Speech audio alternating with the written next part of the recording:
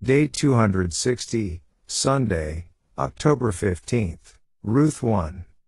Ruth 1:1-22 NKJV. Now it came to pass, in the days when the judges ruled, that there was a famine in the land. And a certain man of Bethlehem, Judah, went to dwell in the country of Moab, he and his wife and his 2 sons. The name of the man was Elimelech, the name of his wife was Naomi, and the names of his 2 sons were Machlon and Kilian, Ephrathites of Bethlehem, Judah. And they went to the country of Moab and remained there. Then Elimelech, Naomi's husband, died, and she was left, and her 2 sons. Now they took wives of the women of Moab. The name of the one was Orpah, and the name of the other Ruth. And they dwelt there about 10 years. Then both Machlon and Kilian also died. So the woman survived her 2 sons and her husband. Then she arose with her daughters-in-law that she might return from the country of Moab, for she had heard in the country of Moab that the Lord had visited his people by giving them bread. Therefore she went out from the place where she was, and her 2 daughters-in-law with her, and they went on the way to return to the land of Judah. And Naomi said to her 2 daughters-in-law, Go, return each to her mother's house. The Lord deal kindly with you, as you have dealt with the dead and with me. The Lord grant that you may find rest, each in the house of her husband. So she kissed them, and they lifted up their voices and wept. And they said to her, Surely we will return with you to your people. But Naomi said, Turn back, my daughters, why will you go with me? Are there still sons in my womb, that they may be your husbands? Turn back, my daughters, go, for I am too old to have a husband. If I should say I have hope, if I should have a husband tonight and should also bear sons, would you wait for them till they were grown? Would you restrain yourselves from having husbands? No, my daughters, for it grieves me very much for your sakes that the hand of the Lord has gone out against me. Then they lifted up their voices and wept again, and Orpah kissed her mother-in-law, but Ruth clung to her, and she said, Look, your sister-in-law has gone back to her people and to her gods. Return after your sister-in-law. But Ruth said, Entreat me not to leave you, or to turn back from following after you. For wherever you go, I will go, and wherever you lodge, I will lodge. Your people shall be my people, and your God, my God. Where you die, I will die, and there will I be buried. The Lord do so to me, and more also, if anything but death parts you and me. When she saw that she was determined to go with her, she stopped speaking to her. Now the 2 of them went until they came to Bethlehem. And it happened, when they had come to Bethlehem, that all the city was excited because of them. And the women said, Is this Naomi? But she said to them, Do not call me Naomi, call me Mara, for the Almighty has dealt very bitterly with me.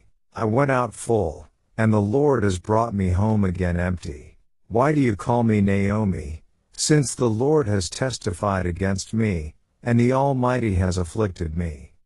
So Naomi returned, and Ruth the Moabitess her daughter-in-law with her, who returned from the country of Moab.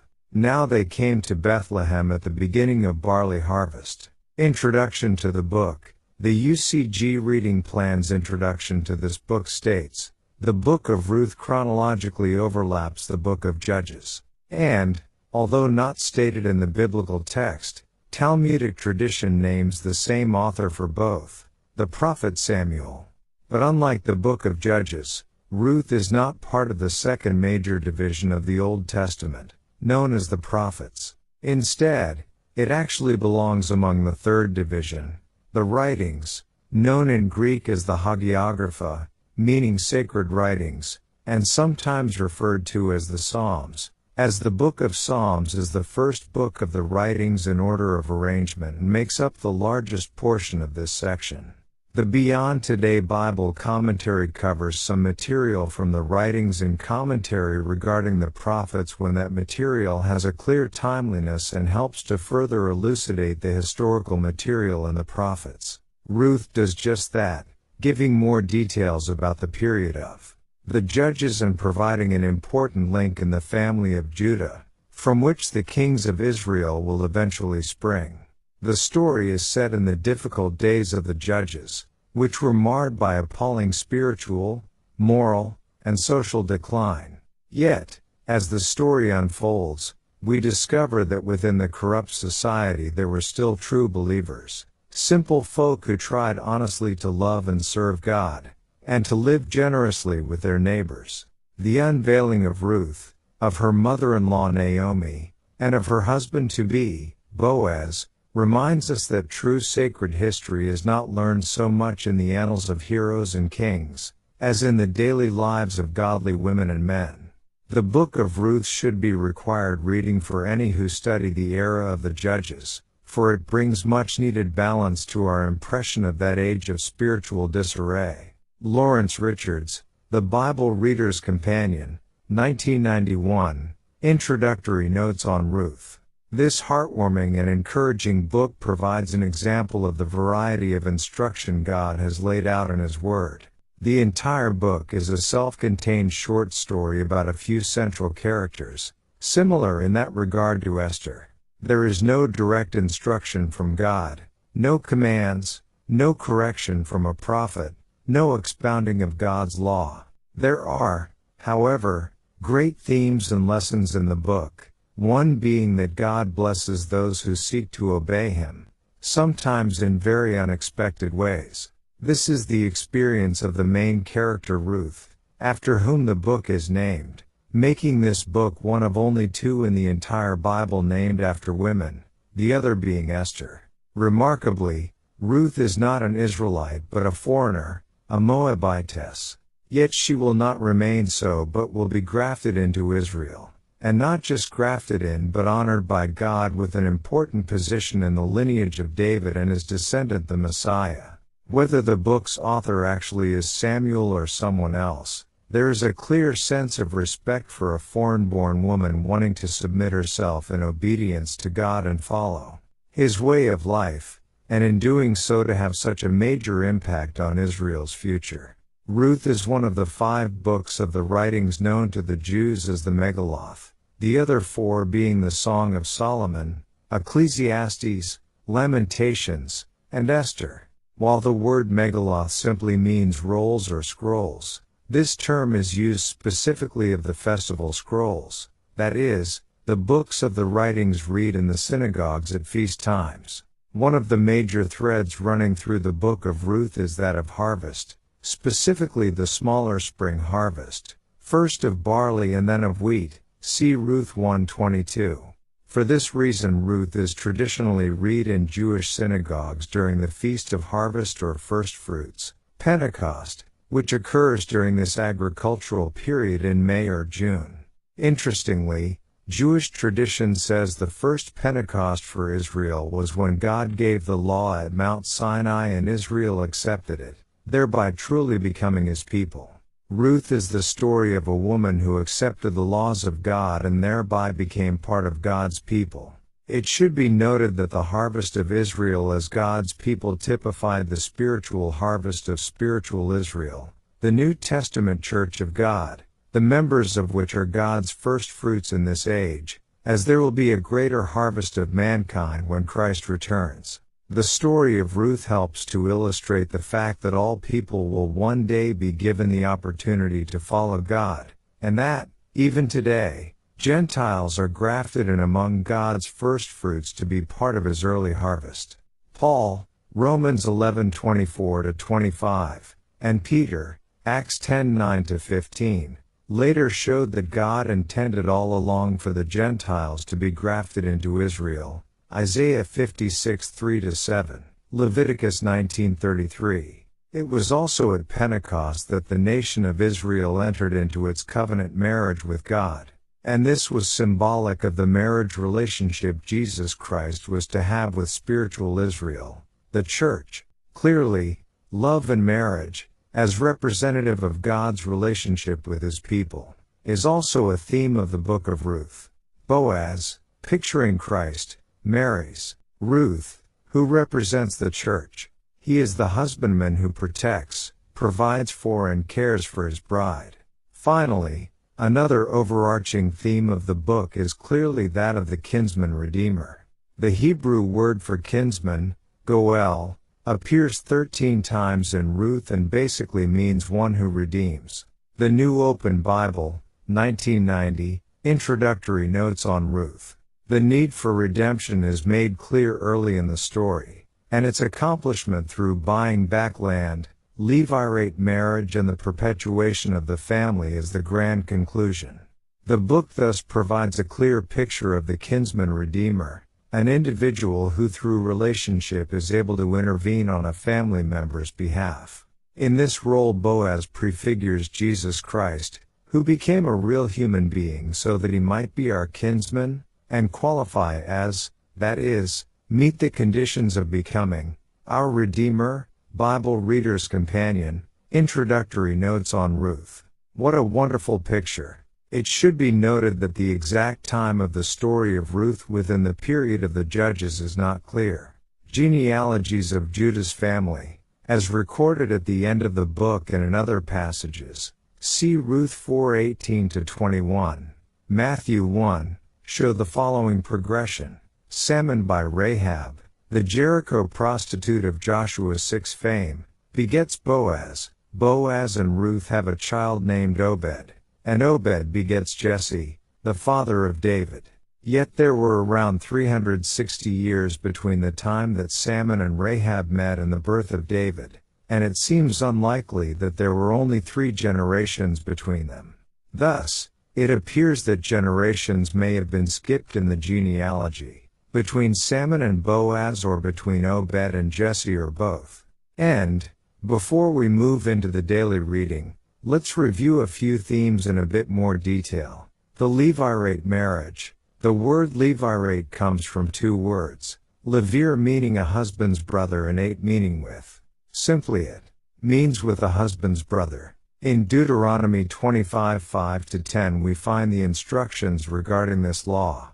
Within this practice, a brother would bear a son with his brother's widow, which would remain the heir of the dead brother so that the family could not easily die out. This practice was also combined with the land redemption rights found in Leviticus 25:25-31, 47-55. This again was a law established to maintain the land within a family after a member died. Both the land law and the Levirate marriage were intended to preserve family and land in the case of difficult circumstances/crises. How great is God that He has such wonderful laws and practices. Hesed, aka Keysed, a survey of the Old Testament, Hill and Walton, contains this to say, related most frequently to covenant loyalty. The Hebrew term Hesed envelops all the far-reaching implications of Yahweh's loyalty to His covenant. The KJV frequently translates the term mercy, while the New American Standard Bible chooses the compound term lovingkindness. These only begin to introduce all the varied ways whereby God demonstrates His covenant loyalty, and this variety is reflected in the decision by the translators of the New International Version to use an array of terms: kindness, love, loyalty, and more. Ruth is a book of Hesed on both the human and the divine levels. The most explicit statement of this is found in Ruth's stirring expression of commitment to Naomi, 1:16-17. It is this quality that gains her Boaz's favor, 2:12. Boaz is likewise praised for the Hesed he shows to Naomi, 2:20. The Lord's Hesed is introduced in 1:8-9 as the factor that will eventually lead to the successful remarriage of Naomi's daughters-in-law, so that it cannot help but be recognized in the provision of the Goel, kinsman redeemer, for Ruth. For anyone interested, this Bible Project video explores this Hebrew word Hesed/Keysed and this theme in about a 5-minute video. https://bibleproject.com/explore/video/loyal-love/. Daily Deep Dive. The UCG reading program states, as the story opens, we are introduced to the family of Elimelech. We later learn that he is a close relative of one of the story's main characters, Boaz, perhaps a cousin or uncle. A brother seems unlikely, as that would probably be stated. As the genealogies show, Boaz was from an important family line of Judah, descended as he was from the tribal leader in Mosaic times. So Elimelech would also have been of that important family. But famine drives Elimelech to relocate his family southeast to the land of Moab.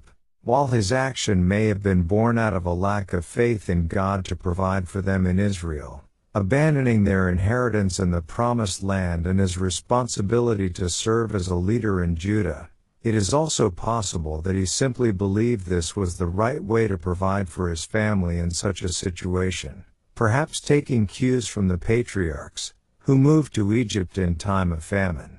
Moab may have seemed even more justifiable as it was closer to home and the Moabites were descendants of Abraham's nephew Lot. In any event, the times must have been quite hard on the family already.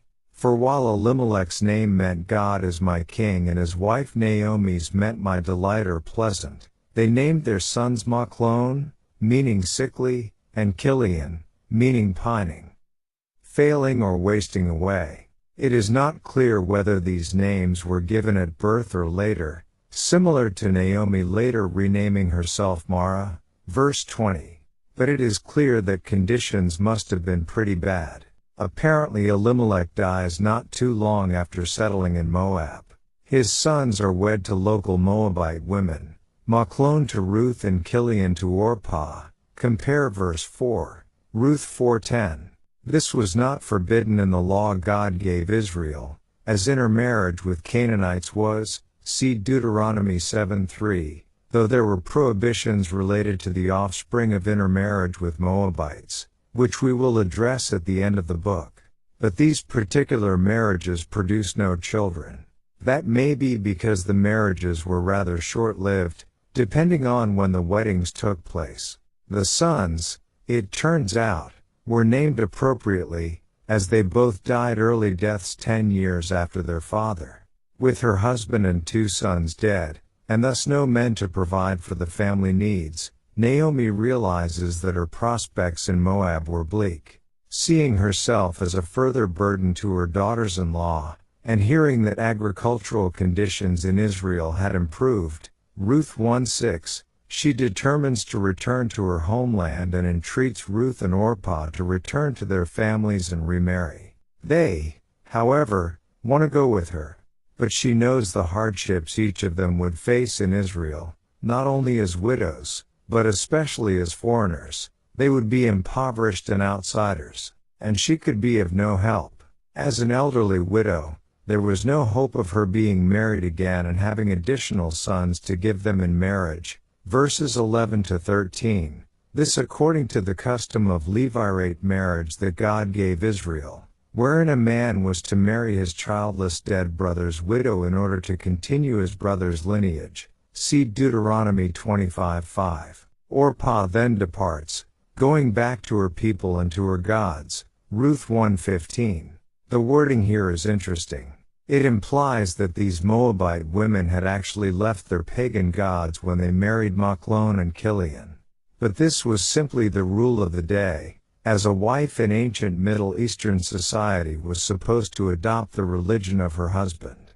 The real test was now. Orpah's name meant neck, perhaps, fitting for one who turned her head to look back, and then actually went back to her former paganism. Indeed, it is likely that she had made no true commitment to God in the first place. Apparently neither of them had, or Naomi would probably not have lightly told them to depart from it.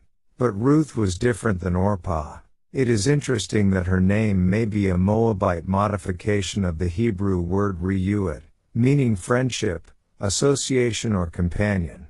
Ruth certainly was motivated by true friendship for Naomi. She was a faithful companion who would not leave her dear friend even when it meant personal difficulty.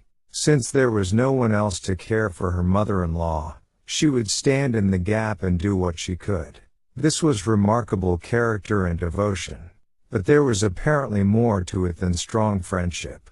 At the end of her courageous and loyal commitment of verses 16 to 17, the focal point of the entire narrative, she invoked the Lord as one who sincerely believed in him. She had before been part of a dark and evil pagan society. But light had dawned through her association with the family of Elimelech. She had no doubt heard all about Israel and its God, and though the way might be hard, she wanted to be as much a part of it as she could. She would embrace what it meant to be an Israelite in covenant with the true God. The remainder of the story concerns how this remarkable choice is rewarded in a remarkable way. We might expect Naomi to be overwhelmed and ecstatic at this decision. But her reaction seems to simply be one of resignation to the fact of Ruth coming with her. Verse 18. This is terribly sad. Perhaps she was not convinced of Ruth's commitment, or perhaps she was just too fixated on concern over how this could possibly work out well for Ruth, especially considering her own predicament. As can be expected to some extent, Naomi has let the events of her life since coming to the land of Moab weigh heavily on her, and going home made it even worse. As excited as those in Bethlehem were to see her when she and Ruth arrived there, Naomi asks them to call her Mara, which means bitter. What had made her house in Israel a home was the presence of her loved ones, who were now gone. For Naomi, who had left Bethlehem with a husband and 2 sons, the return brutally drove home the extent of her loss. Bible Reader's Companion, note on 1:19-21. Moreover, she views her circumstances as God's judgment on her, perhaps indicating some faithlessness in the initial decision to resettle in Moab. But she has now returned. The theme of return is prominent in this chapter. The word is even used of Ruth, an unusual word for the narrator to use since there is no indication that Ruth had ever been to Israel. Nelson Study Bible, note on verse 22. Perhaps what is important here is the symbolism. The Hebrew word for return is the expression used throughout the Old Testament for repentance, rejecting our former ways and turning our lives around to go the way God originally told mankind to go. Ultimately, returning to God always brings great reward. And, verse 4, it's worth noting that while the story moves very quickly along in these first few verses, these individuals are in Moab for approximately 10 years. Verse 5, Adam Clarke's commentary states, it is imagined, and not without probability, that Machlon and Kilian are the same with Joash and Seraph, mentioned 1 Chronicles 4:22. Where the Hebrew should be thus translated, and Joash and Seraph, who married in Moab, and dwelt in Lahem. Verse 6, John Gill's commentary believes this famine that drove them to Moab was caused by the Midianites who came yearly and destroyed/carried off their produce, see Judges 6:3, until God through Gideon freed them of that oppression. Another idea is that the judge that God used to free them of oppression here was Ibzan, Judges 12:8. On this theory, John Gill states, there were 2 Bethlehems, one in the tribe of Zebulun, Jos_1915 of which some think this man was, and another in the tribe of Judah, the city of Jesse and David, and of the Messiah, and Josephus says, Ibzan was of the tribe of Judah, of the city of Bethlehem, and because Boaz was of the same place, and lived in the times of the judges, the Jewish rabbins are of opinion that he is the same with Ibzan, so Jarchi and Ben-Jersom. Verse 17, in an attempt to end the debate, Ruth lays out terms and then takes an oath that she will not leave Naomi. Adam Clarke's commentary states, may he inflict any of those punishments on me, and any worse punishment, if I part from thee till death. And it appears that she was true to her engagement, for Naomi was nourished in the house of Boaz in her old age, and became the fosterer and nurse of their son Obed, RTH_4:15, RTH_4:16. And, verse 19, John Gill's commentary states, as Aben Ezra observes, This shows that Elimelech and Naomi were great personages in Bethlehem formerly, people of rank and figure, or otherwise there would not have been such a concourse of people upon her coming, and such inquiries made and questions put, had she been formerly a poor woman. Verse 22. This gives us the timing of the days of unleavened bread, as no new grain, barley, could be eaten by Israel until after the wave sheaf offering was presented, and that occurred on the Sunday during the days of unleavened bread and began the 50-day count to Pentecost.